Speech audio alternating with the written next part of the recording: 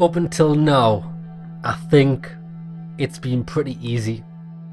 Choices we've made and stuff, we've had very little resistance, everyone's been on our side, but last episode was the first time that we experienced some internal turmoil with Nia, I think she's called. She's not happy with how things are going. I think we are going to have a lot more difficult decisions, a lot more backlash for anything that we do. I'm excited. So what's now? Oh, yeah, that's right, we're having a meeting with the Chief Justice, also Hawker.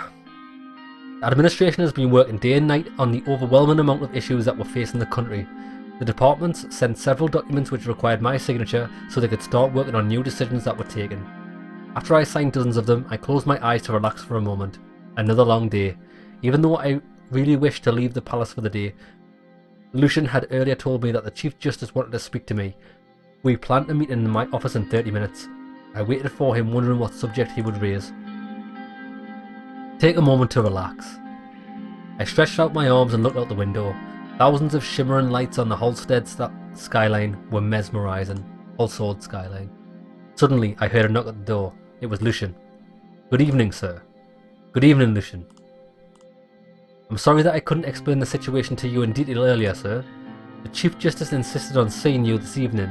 I do not know what he has to say, but it will probably be about the new constitution. He will be coming shortly with Judge Mr. Garcia to the meeting. We shouldn't take them lightly. Oh shit, okay. So this is the guy that I think, from what I remember, this guy is going to be hard to get on our side.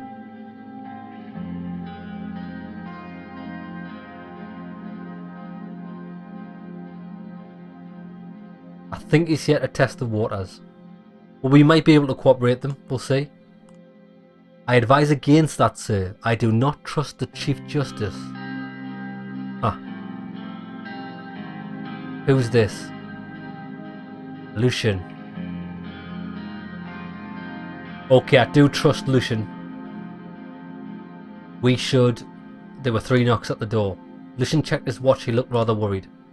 Olivia opened the doors. Chief Justice, also Hawker, and Heron Garasi entered the room. Good evening, Mr. President. It's great to see you. Evening. Welcome, Justice Garcia and Chief Justice Hawker. Good to see you indeed. Also gestured at the sofa in the office. May I? Please. Have a seat, gentlemen. We all took our seats on 2 opposite sofas and made ourselves comfortable. How were your first couple of months, Mr. President? I hope you're faring well. Thank you. It's very busy, but I'm doing good. To be honest, I had a rough start. I'm doing extremely good. No need to worry. Thank you. It's very busy, but I'm doing good.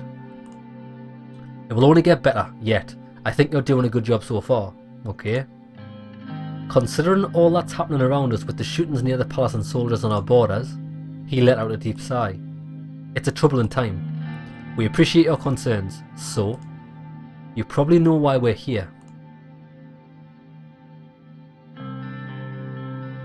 I don't. We know you're working on a new constitution. The Supreme Court does not approve of this. With all due respect, the constitution needs to be updated, sir. I am sure you're well aware of the public demand in our circumstances. And the public demand to give more powers to the President? Spare me the lecture. I know you have different ideas. Even if your proposal passes the Assembly, I will make sure it will not pass the Supreme Court. That much is clear. You haven't even seen the proposal yet, Mr. Hawker. Isn't it too soon to be against it?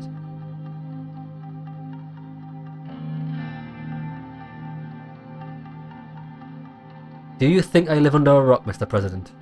I know what goes on. Yet you, Mr. President, seem to be only partially informed about the current situation. Please let us explain the reasons of our stance.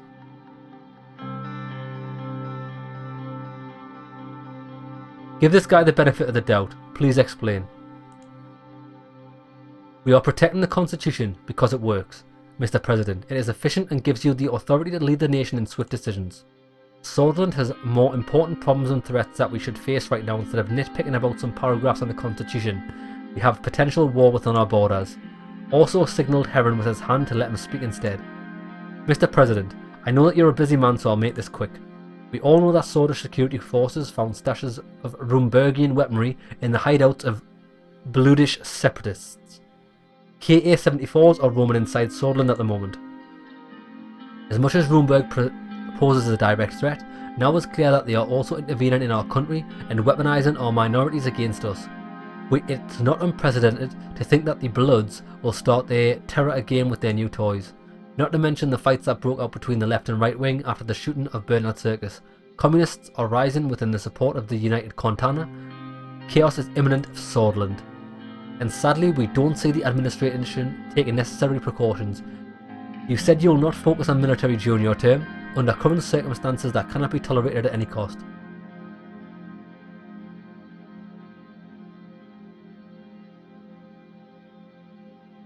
Mr. Hawker, the court has no jurisdiction over these matters. Aren't we all part of this state, Mr. President? We're all responsible if Swordland fails to overcome these threats. But regardless of that, you're also aware that the armed Bludish separatists have direct connections with the Workers' Party of Bludia. I have heard that. Workers' Party is a democratic party unlike the militias. They're not the same. They may claim they have no ties to the separatists, but most of their members used to be part of them before they formed the Workers' Party of Bludia. How about the name, Mr. President? It's not the Workers' Party of Swordland, is it? As far as I'm aware, there is no nation called Bludia around here. What is this all about? The only reason they are not in the assembly is because of the electoral threshold. They've gotten quite big. They are clearly getting outside help, and their connections to the parliamentary Bludish force cannot be denied. All of a sudden, the reformists are trying to decrease the electoral threshold so that the Bludish separatists can be legitimised in assembly to achieve their aims of independence.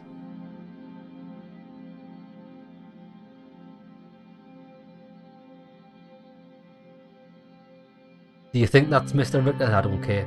I'm not working with the reformers, Mr. Hawker. I am aware, yet you are proceeding with your own version of changes to the Constitution, aren't you?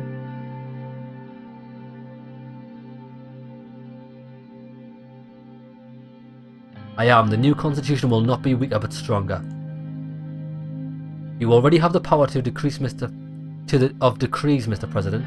As long as we work together, we can allow you to enact major changes with presidential decrees. See, this is why I don't like the Supreme Court. They're just using their power to fucking stop any progress. Fuck that. I will crush you. But I wish only issues were the Bludish terrorists and Rumberg. Reformers suggested changes would also bring the communists, who are backed by the United Contana, into the assembly. Do you see the pattern yet?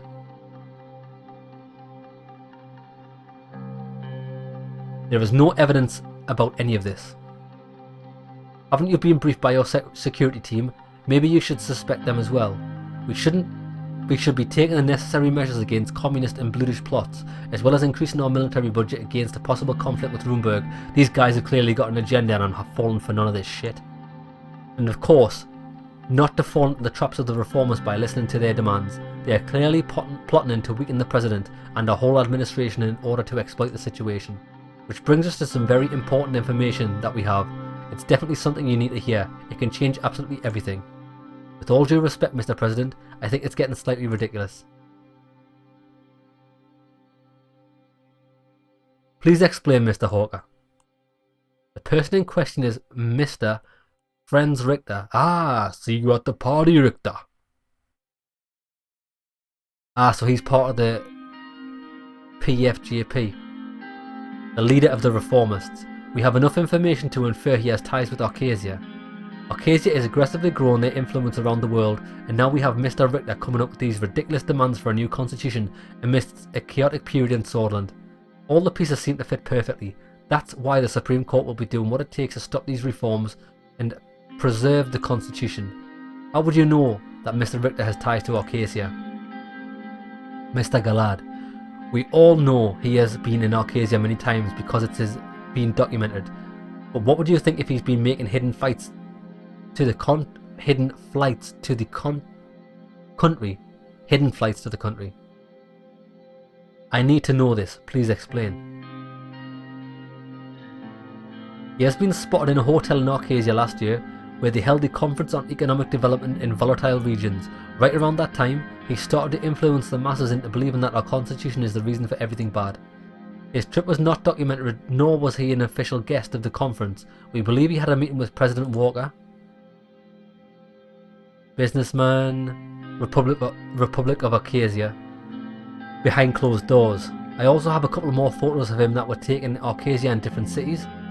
One is from a couple of months back, again none of it documented. He also attended another event in Lesbia last week. The Arcasian Minister of Foreign Affairs was there too. How did you find out about this? Many sellers were already following his leads for quite some time, Mr. President. I cannot give away their identities, but I can give you the evidence. He handed me a small file. It contained official documents from the Swedish border guard, which highlighted dates that showed no trace of Friend Richter's name. There were clear photos of him that were taken in the conference in Arcasia, as well as remarks by lesbian and Arcasian citizens who claimed to have seen him with Arcasian businessmen around the same dates. There was also official transcript of one of his speeches where he claimed to be in Benfi on the dates of the conference in Arcasia where he was spotted. Lucian skimmed through the documents with skepticism, which slowly turned into surprise. This seems to be real. Of course they're real, Mr. Galad. These seem to suggest the Arcasia is behind the reformists. Their demands will only benefit Arcasia. They want us to have a weak administration while we face these threats. There's clearly a plot against Swordland. I bet Runeberg is part of their plan too. This cannot be a coincidence that they are weaponizing our minorities against us around the same time. Now you understand the reasons of our current stance, and also our suspicions about your advisors, who clearly have not given you this vital information. Lucian gave him a sharp look. We appreciate the information, Mr. Hawker, but I advise against jumping to conclusions right away. We still need to check the information. There is not much to think or check. This is clearly an emergency. In such cases, the Constitution gives the President the right to use his emergency powers if we work together. You can be sure the Supreme Court will not block your declaration of emergency. You want me to declare an emergency? Of course, we cannot wait for the process of the Assembly to take care of these issues. You must exercise your presidential powers for a fast and effective solution, which means you might need to suspend parts of the Constitution to give more authority to our security forces to deal with these issues. We must officially investigate Mr. Richter as well. You can devise a strong security decree if you can base it on the Articles 57 and 58, which gives the President the right to suspend parts of the Constitution to deal with the national security threats. You can directly bypass the Assembly in such a situation. The only thing you need is the Supreme Court to allow the emergency to be declared, and you have our word on that. Sir, I think this is going a bit too far. We shouldn't escalate things too fast. I agree, and I'm not going to escalate. Mr. President, why don't we talk in private? Only the two of us. We can devise a plan together. I know how we can use the Constitution to our advantage. It would be more effective if Mr. Galad and Mr. Garci leave the room before we discuss it. Sir, I advise against it.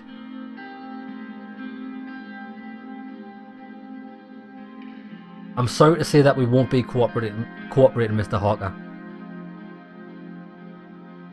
Regardless of our situation, I will be proceeding with the reforms.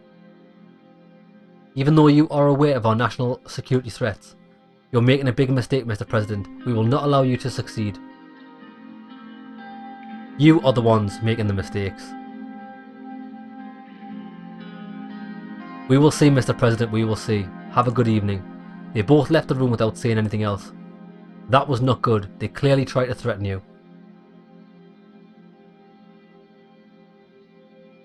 We will have to make sure our reforms will pass the court. Also, we'll be doing whatever it takes to damage you. We will need to be careful. There are still many old guard sympathisers in our party. We can't let them divide our party. And he will definitely try. After a short evaluation of the situation on our hands, Lucian left me in the presidential office. It was obvious that the old guards would be my main rivals in the near future. Fuck the old guards. Let's just have them assassinated. Oh, we're going to continue to the next phase.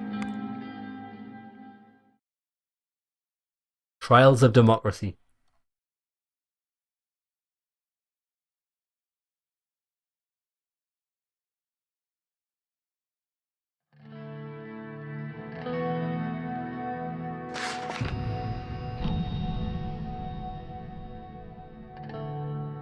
Right, let's see what's going on in the world.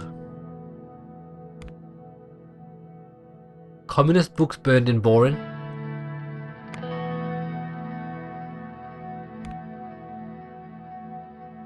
Bloodish resistance in sanctuaries. Security units have arrested 3 priests on 2 different Neurity sanctuaries in Sarna after finding links to insurgent activities. Further incidents indicate that the BFF is pushing for a local recruitment drive in different sanctuaries across the region. Nobel reports lack of hospitals. Recession hits farmers again.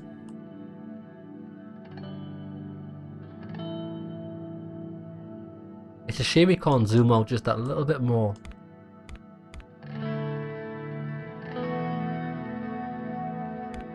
Right, what do we have? The barbecue with Frank. Let's do it. Let's have a barbie.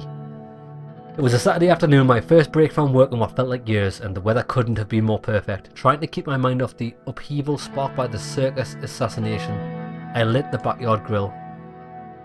Children were out shopping for craft supplies, and I'd given the staff the day off. It was just myself and Frank at home. I won't be sure how we felt at the moment, but I did know how we felt about barbecued ribs. Our cook had left some marinating in the refrigerator. Sure enough, as soon as Frank glimpsed the grill and the meat, he stepped outside to join me. Come to spend some quality time with your old man, have you? Sure, if you can spare a few minutes out of your busy schedule. Stop being a cunt. Look son, I'm preoccupied with I'm sorry, I know I haven't been around very often lately, but I'll happily see you now. It's okay, I know you've got the most stressful job in the country, and you've got to feed your family on top of it all. We both chuckled. I turned to tend to the fire. Yeah, let me try. He grabbed the fan and started quickly waving it over the coals. The fire roared to life. He turned to look at me with a grin on his face, as if I was expecting praise. As if he was expecting praise. Good job, son. Thank you, sir. It's in our utmost interest to fulfill the duties with precision. That was a spot-on impersonation of Lucian. We looked at each other for a second and burst out laughing. I realised my throat was parched. There was a 6-pack of beer in the kitchen. Frank, can you get me a beer? Why don't you bring us a couple of beers? I'll get up and grab a beer. I opened it, sat down and gazed out the city skyline with my son. For a moment, my thoughts flashed back to my childhood and my relationship with my own father. My father was a poor man who struggled to provide for us on his meagre income. He put me to work on the farm before I was Frank's age, and even then, we couldn't always make ends meet, yet we were always close as a family. Now that I was the president, I knew Frank would never face the same hardships I had. I couldn't deny I felt a bit jealous. Dad, can I ask you something? Go on. I feel like there's so much you've been hiding from me about your past and what was going on right now. Like at dinner that night at the ball, you told me everything was under control, but it wasn't, was it? I know what happened in the 20s. We learned all about it in school now with the protests and the riots. It isn't going to be the same. Dad, is there going to be a civil war in Scotland? I hope not. He let out a sigh. But what was it like back then? Uncle Peter said the two of you went through a lot. I'm not a kid anymore, you can tell me.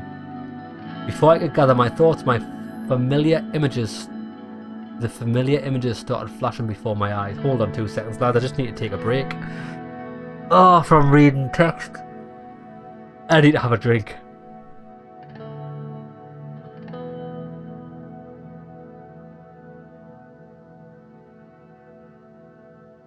Right, back in the room. Before I could gather my thoughts, familiar images started flashing before my eyes. Images of soldiers advancing towards my friends. Shock and grief of the faces of our fathers. Those were dark times. It seems like it. I'm just turning the brightness up on the monitor. Right.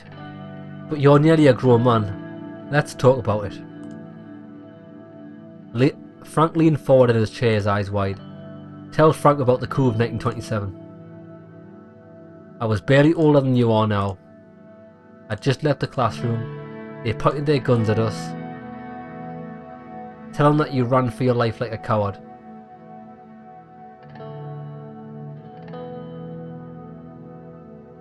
I'll tell him. I'll be truthful. I still feel my flight was justified. Anyone would do the same.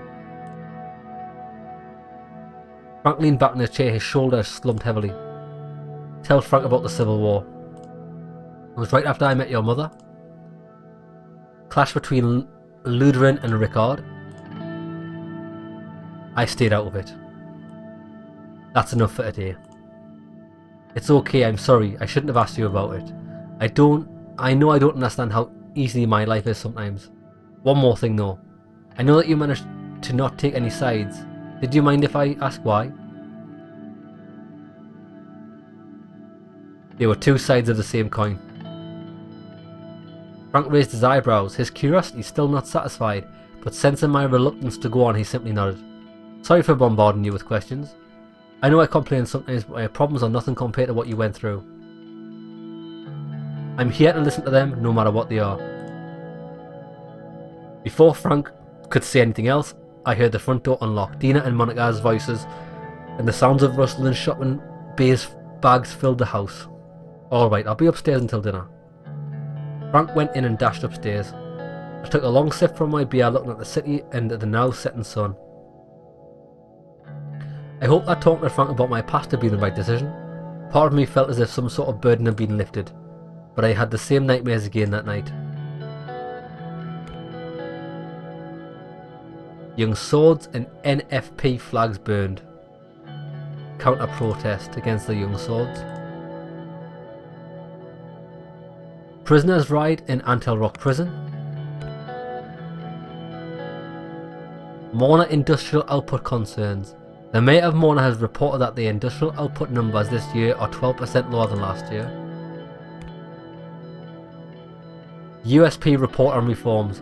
Many members of the USP, led by Alban Calvin and the reformist wing of the party, called their demands from the government and the party congress for the upcoming constitutional reform. Alban Calvin stated that without ministerial reforms, they won't be able to stand behind the new reform package.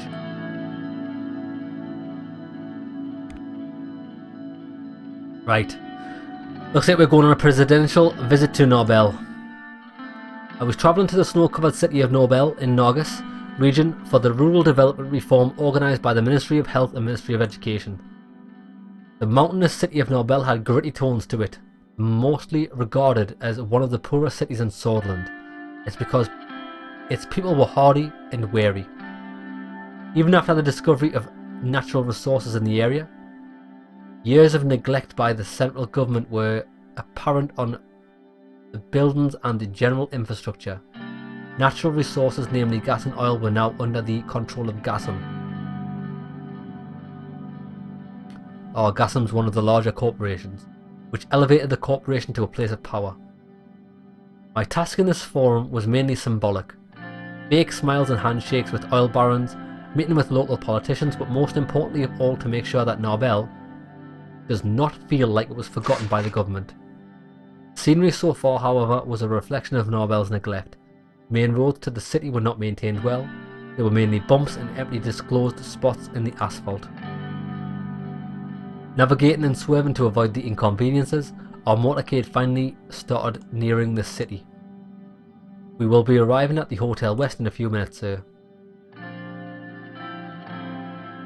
Thank you for letting me know. Any time is my duty. After a moment, Sergei started to smile under his moustache. What's a smile for? Sir, I just wanted to say it's been great these last 2 months. As you know, my wife Susan recently gave birth to our son, sir, and our new daughter just started to get very good high school in Hallsword. It's great news, Sergei. I'm happy for you. I appreciate it, sir, truly.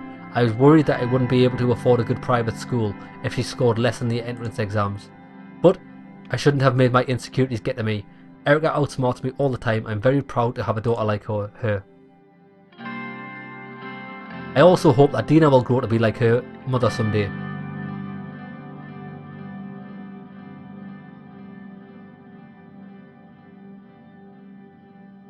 I'm sure she will, sir. After all, she's the daughter of a lion and a lioness. My daughter looks up to the First Lady for inspiration, and it's not just limited to my daughter, sir. She's an inspiration for almost all women in the country. but at the same time it must be hard for the First Lady as well. All this attention adjusting to the new high-profile life, a husband that has great responsibility.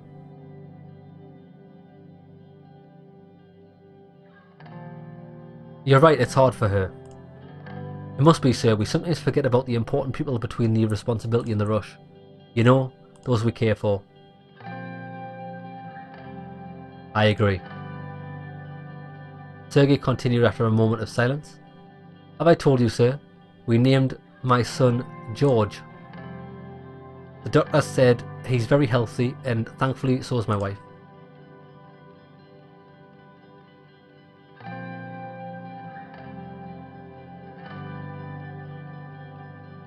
That's good. I hope the hospital had a good service.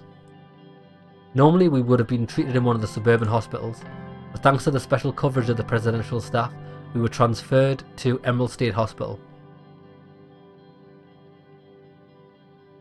We need to increase the quality of services for all. That sounds like a tough issue to solve, Sergei sighed. I already started thinking about the university education, especially Erica. I want to send her to a good private school, but with the current state of the economy it's going to be hard for us. We'll fix the economy one way or another.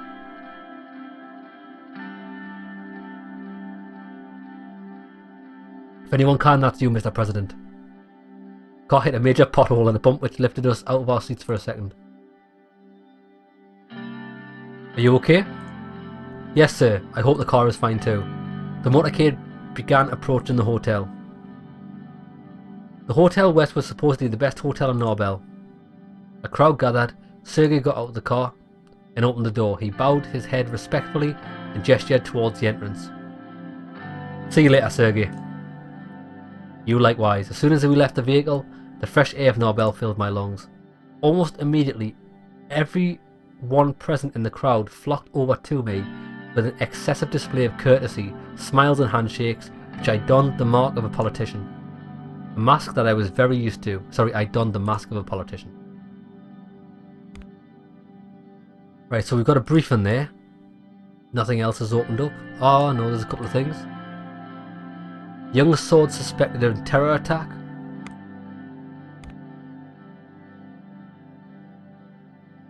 PFJP reports on reforms.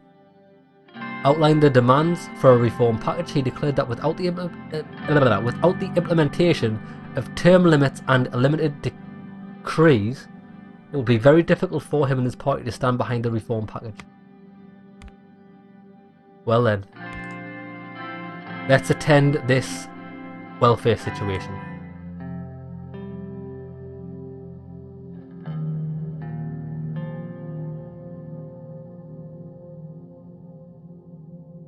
I arrived at the meeting room for my talk with Sierra and Pascal.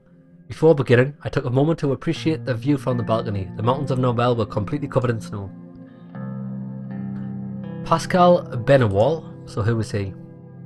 The author and Swedish government official who serves as the Minister of Health.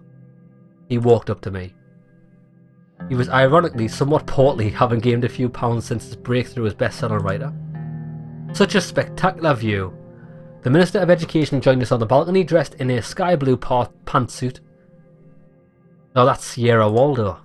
Oh, hey now. An academician,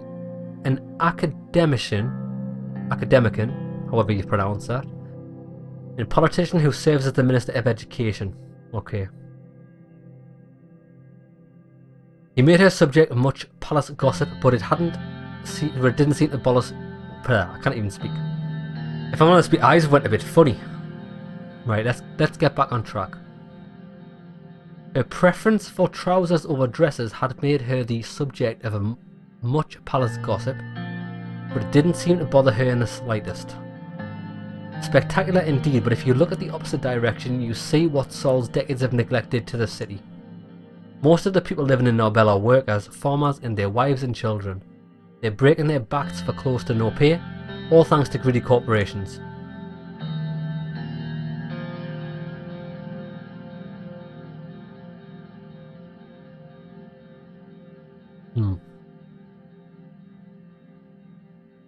We can't really blame the companies, that's just how they work.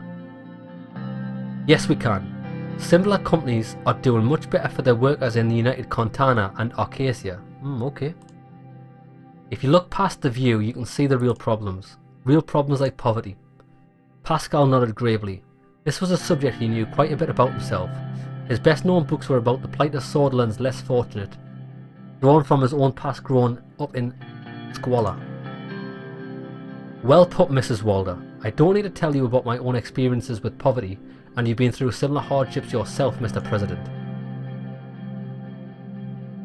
We've all gone through difficult times. True, but some lives more difficult than others, like ours was, and still is for hundreds of thousands in Swordsland. You don't have to have been born poor to sympathise with the plight of the impoverished, much as you don't have to have been born a woman to recognise the Swordsland's need for a parity among the sexes. Right, 2 seconds, lads. I'm going to need to put a hold on that for one moment, because I've got shit all over my glasses. I can't see a motherfucking thing. Which have a quick...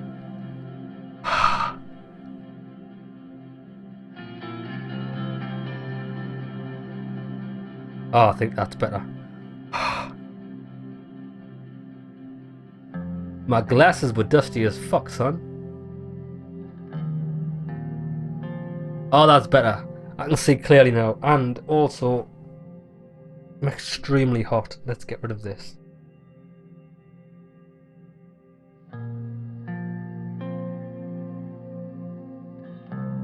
Ah, right. Let's go.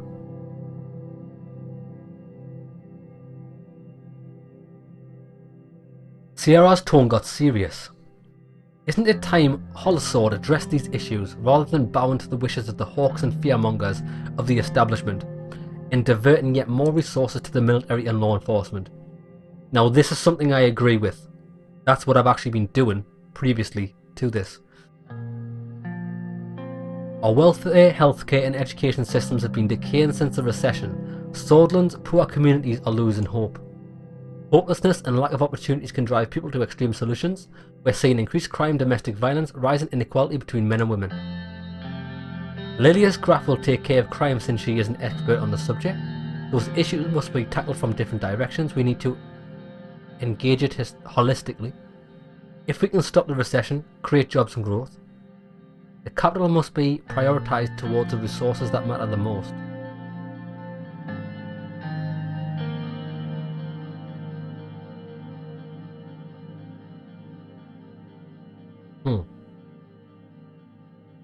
I'm not sure.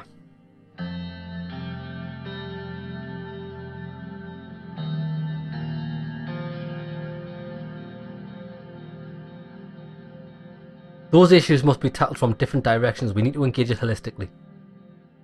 I'm planning to help by using an increased budget to improve the quality of healthcare. That could provide useful, but we need to be doing a lot more education. Education has similar issues. There's another subject I want to mention. I have been working on improving the rights of workers in our country and have proposed a draft bill that is currently being reviewed by our party. Mr. Clavin, Grand National Assembly, has already backed me and gave his support. Swordsland has fallen behind most countries on the subject, and it's my responsibility to ensure this is not the case. I agree. I do agree this. We need to improve the standards of our workers.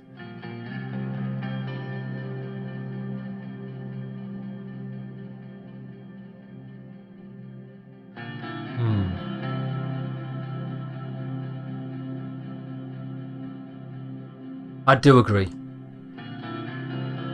Exactly. Swordsland must provide for its own people to move forward. It's also a matter of life and death. Every decade we hear of some horrific accident due to employers' disregard for their workers' safety. So, would you back a bill when it arrives on your desk, Mr. President? Yeah, to make a decision I would need to evaluate the content in detail. Understandable. You will receive all the sections in an outline. It's getting a little cold out here. Let's head inside and continue discussions. Okay. Yeah, I do believe in workers' rights. I think to stop exploitation of workers, of their health, things like that, there needs to be something in place to stop companies taking the piss. The meeting room was already prepared for state business. Small gifts for each of us had been placed on the table by the municipality. We took our seats.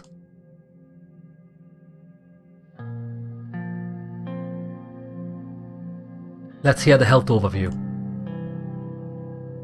As you wish, Mr. President. Sutherland has a free healthcare system, except for a few private hospitals operating under it. Most of the populace receives adequate treatment. Health issues primarily appear in rural areas due to the lack of quality services. I'm doing my best to ensure that citizens of all ages receive the best healthcare they can. I also personally want to solve the high infant and maternal mortality problem. Ah, okay.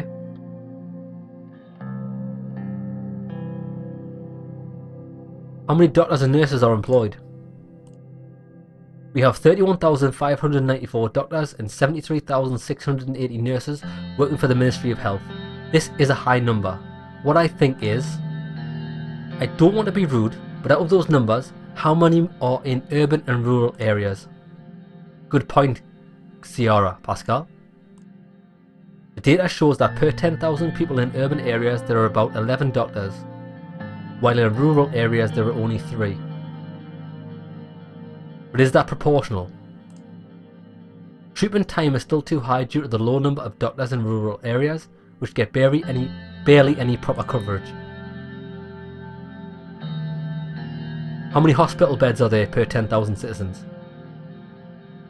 There are 10 beds per 10,000 citizens, which is a very good number according to our comparisons with other neighbours. We see a lower number in the countries of Agnolia and Wales, but obviously can't match Lesbia or Valksland. Agnolia and Wales are hardly countries to take as a standard, but it's good to know we aren't in a huge death crisis yet. What about the life expectancy? Our life expectancy is 65 years. Not bad. Not great, but it's not hideous. An infant mortality rate is worryingly 85 per 1,000 births. Fucking hell, that is high. Our maternal mortality is at 95. Our maternal mortality is at 90 per 1,000. Fucking hell, so the fucking mothers died just as many as the bloody kids. Be assured that we are doing everything we can to save mothers and the newborn. Those numbers are saddening indeed. We must do everything we can. I expect nothing but your best efforts to improve the situation. We are working very hard to improve the quality of services. Thank you, Pascal. Your in-depth briefing is much appreciated. I want to hear about the education system. With pleasure. Swedish education is free, but we have a very outdated system that I want to reform. Just to let you know, lads, I've took a bit of a funny turn. I've had a hot flush. Hold on, fuck me. I think I need some sugar. My blood sugar just opened the window. Jesus Christ, I went all weak. Oh, I need some healthcare. Right, where were we? We have a very outdated system that I want to reform. The other important issue is the lack of access to education in rural areas, especially for young girls. Your administration has the power to solve both problems. My highest priority is to get enough funding to be able to build schools in rural areas where I cleanse our education system of its nationalistic indoctrination and sexist teachings. What is the literacy rate of Sutherland? The literacy rate of Sutherland is at 80%. It's a very good indicator for future growth, but it needs to increase. It's also far lower among girls and boys. Really?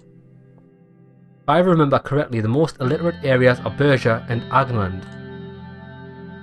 It's correct, although Lashaven skews the statistics for the Nargis region, which also has a vast number of illiterate citizens. This underlines my point about the lack of access to education. What about students and teachers numbers? About 5 million students, 3 million in primary education, 1 million in secondary and 1 million in tertiary. There are 155,316 teachers. Sutherland is full of young and bright minds. We should keep striving to make education available for all. I think there needs to be a change in a way of thought. We We should help children question and educate themselves. Now here, I'm not being funny, but I agree in people educating themselves. Wanting education, wanting to know more things. Just I do see a problem where you get intelligent idiots. What I mean by intelligent idiots is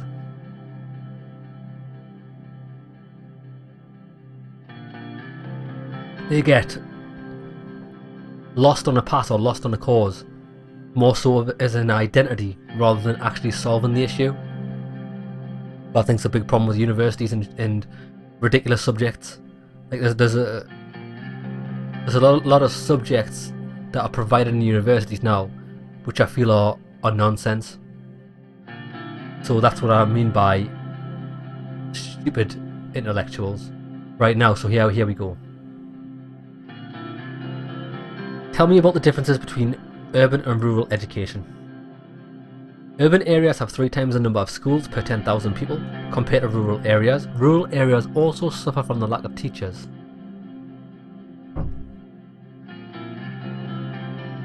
Not a very good ratio. I can imagine teachers not preferring desolate areas.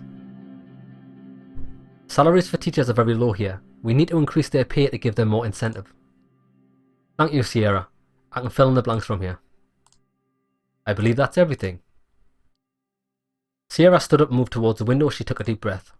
What is it, Sierra? Look at this impoverished city. The streets full of potholes, the hospital barely functional, the school half open. This is not just about Sol, or even Alfonso failing. The decay in Solon's forgotten regions has been going on for many decades due to structural corruption, which is fueled by capitalism. I can see the point. Do you know what it is? I believe capitalism works. So my belief is, I believe capitalism works, it's been proved, it's got a great track record. On the flip side of that, this does happen. Capitalism thrives in the central business district or the capital of a nation, and the outlying areas do decrease in focus. The focus is always going to be towards the wealth. But I don't believe that should mean that the poorer areas should be forgotten about or just thrown to the wayside.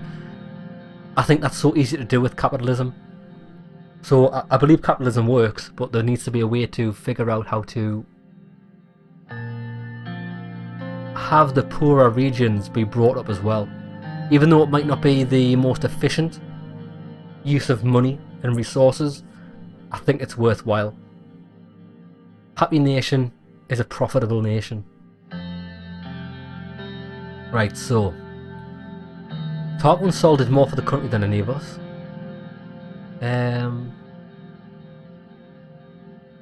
Let's not get into an ideological debate. We need to focus on the issues. Pascal, what do you think? So there's not much to be said. I agree with Sierra, but it's also Gus Manja's job to improve these areas. He's a businessman for the Ministry of Agriculture. It's a responsibility of each and every one of us. Sierra sat down inside.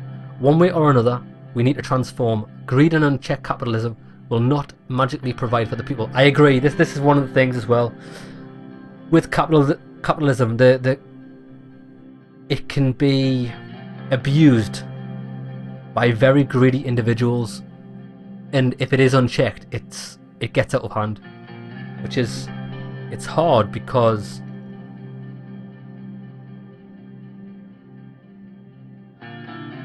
how can you say something's good, but it'll only be good for so long until it starts to be for greed and not the better of your country, the better for your people. You know what I mean?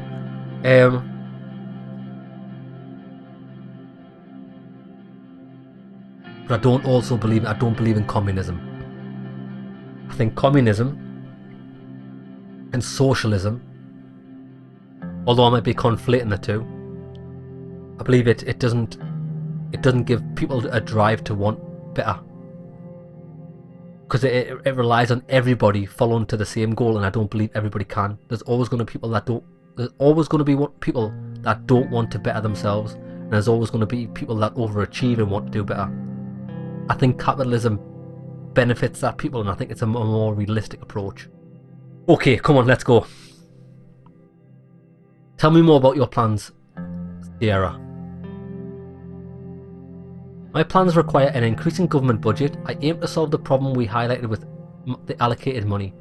By building schools in the less fortunate rural areas and through fundamental changes to the education system, I will unlock the potential for all children, boys and girls alike. Improving the situation in rural areas is a good idea. Interesting. I thought we had a quality of service problem. Isn't Scottish education lacking in quality? True. Our statistics show the disparity between urban and rural education. We can either do something about it or wait until things get worse. Wouldn't a promotion of private education help create additional funds? Yes, but at what cost? I'm not a supporter of the private sector in education, because at the end of the day, they are focused on profit first.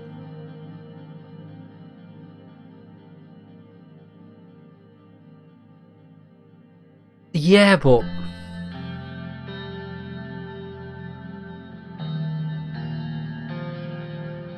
I personally, I'm a fan of private education.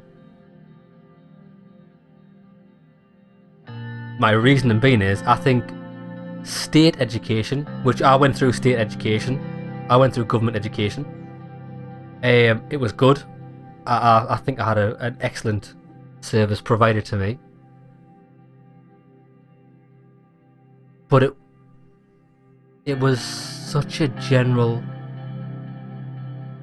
education that I don't think it made me particularly strong in any one given aspect. I'm more for apprenticeships and things like that, whereas I think private educations, they're a much better quality. I know a lot of my education from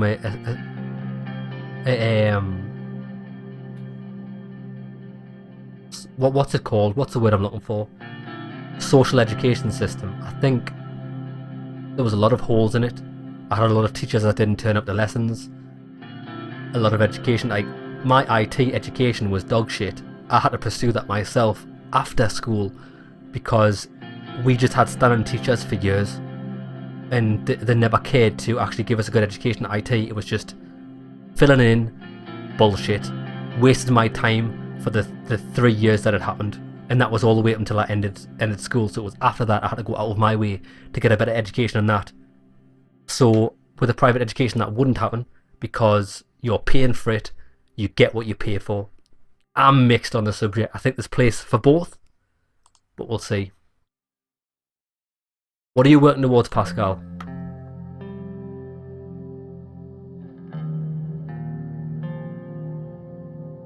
I personally want to improve the low quality of healthcare in the rural areas. Now, I do believe in this. So I created draft plans to increase the salary of doctors and to upgrade the equipment of the hospitals. I can do more with an increased budget. Additionally, a privatisation plan to promote private investments in the healthcare system could allocate extra funds. Now, I did personally promise that our health systems would to be improved in our term. I do support you, Pascal. Isn't access to healthcare in rural areas an issue? Yeah, the quality of healthcare in less fortunate areas matters more. Access to healthcare.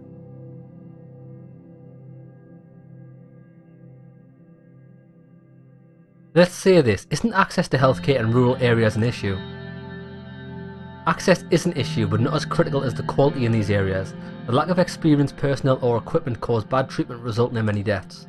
I do hope to create competition and increase the quality of healthcare with privatisation effort. A private healthcare system would increase the price of a treatment and make access worse for the average citizen.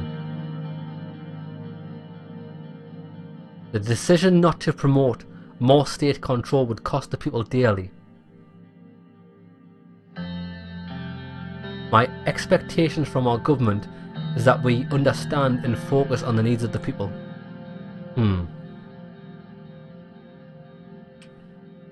Very tricky. We are elected representatives of our people and we will prioritise their needs. There are other significant issues we need to focus on, like security. I appreciate the briefings and plans. We will reconvene. Minister Walder, I have bailed out people in need instead of businesses. Trust me, my priorities are correct. It has shown your dedication, but there are many years ahead of us. This is just the beginning of the journey.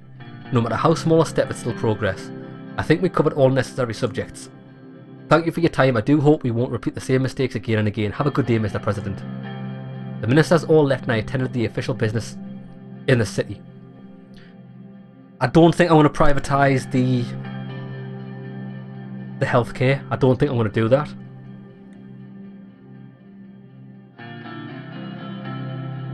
But I don't want to neglect the education.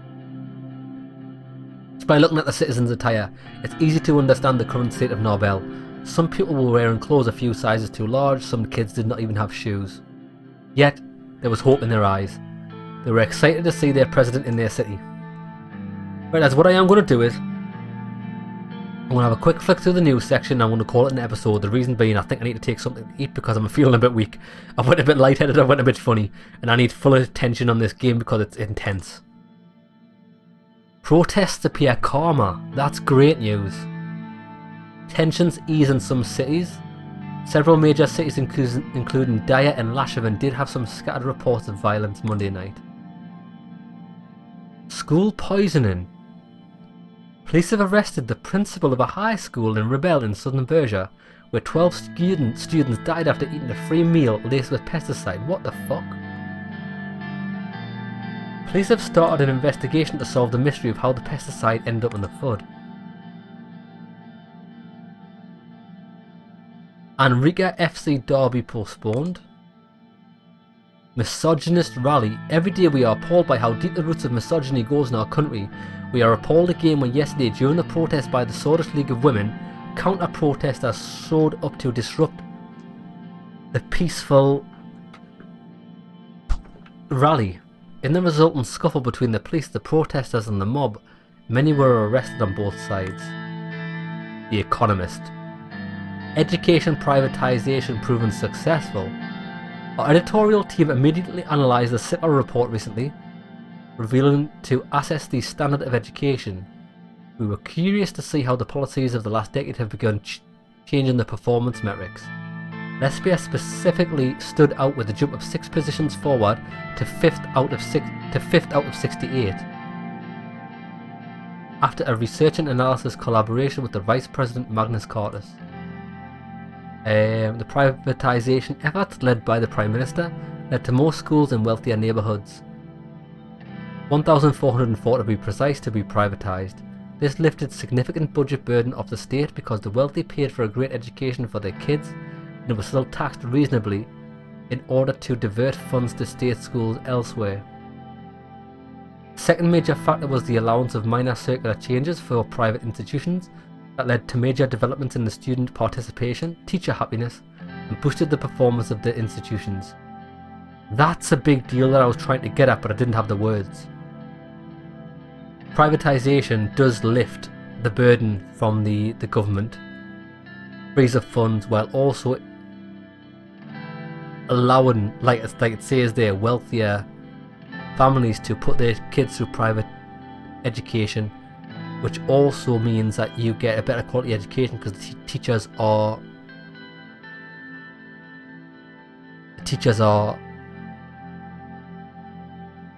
better equipped and more efficient in what they do.